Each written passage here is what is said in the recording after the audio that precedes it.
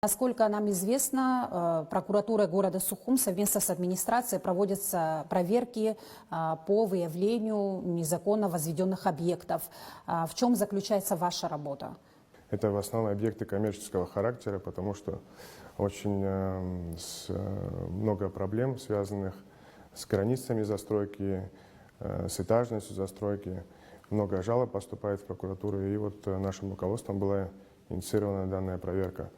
В ходе проведения проверки было установлено ряд объектов, которые строятся без разрешительной документации, без утвержденных проектов, несогласованные сети коммуникаций, которые должны быть подключены к данному объекту.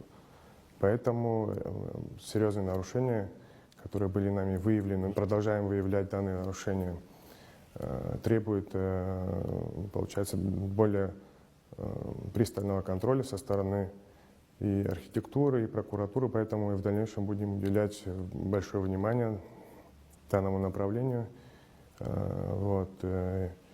И по результатам проверки, конечно же, нами будут направлены соответствующие письма в органы контроля по именно направлению архитектуры, для усиления надзора в этой сфере. Мы проверили более 30 объектов по городу Сухум, которые на стадии строительства находятся.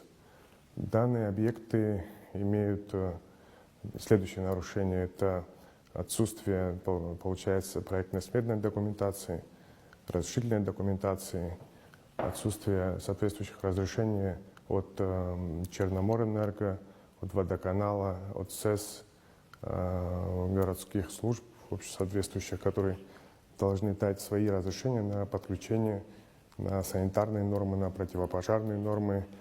Допустим, выявили нарушение, что дальше происходит? Вы можете остановить стройку там, или как-то повлиять, или дальше человек может строиться, заплатить штраф, или вообще как происходит эта процедура? При осмотре самого объекта сотрудникам архитектуры составляется документ, называемый предписанием.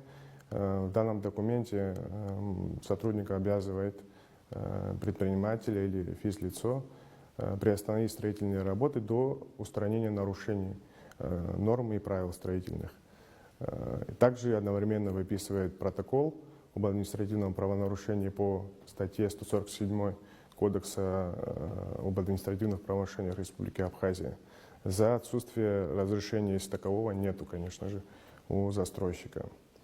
И в дальнейшем уже собираются все необходимые документы для направления в суд данного протокола. И получается, администрация города уже обращается в суд для применения санкций в виде штрафов к застройщику или юрлицу, соответственно. Как реагируют владельцы этих объектов на ваши вот эти проверки? Идут ли на контакт?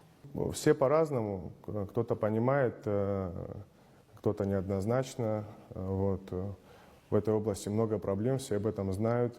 Поэтому в основном с пониманием, в основном идут навстречу, предоставляют документы, объясняют причины, характер строительных работ, по каким вообще направлениям они двигаются, получили ли они документы. В общем, идут навстречу, в основном положительно как-то реагируют. Бывают и другие случаи, конечно. Насколько объектов вот за этот октябрь такой насыщенный у вас вы незаконных выявили? В настоящее время около 30 объектов у нас проверено. Из них половина – это незаконное строение, незаконное строительство. Да, в дальнейшем, конечно, будет приниматься правовое решение по ним. Соответствующие меры прокурорского реагирования будут направлены в соответствующие органы. Прокуратура ведет надзор в данной области. Это надзор, получается, периодически у нас по плану работы или по внеплановым мероприятиям проводится на территории города Сухум. Но в настоящее время, с начала октября, он носит такой массовый характер, потому что очень много было обращений и жалоб граждан. И поэтому в данное время мы усилили в этом направлении надзор за объектами незаконного строительства. Данные проверки они будут носить ежеквартальный характер. Поэтому, наверное, для всех, кто планирует строиться, для всех граждан Республики Абхазия, просим вас обращаться в соответствующие учреждения для получения информации, для того, чтобы вы в рамках законодательства Республики Абхазия осуществляли стройку и не портили облик нашей столицы.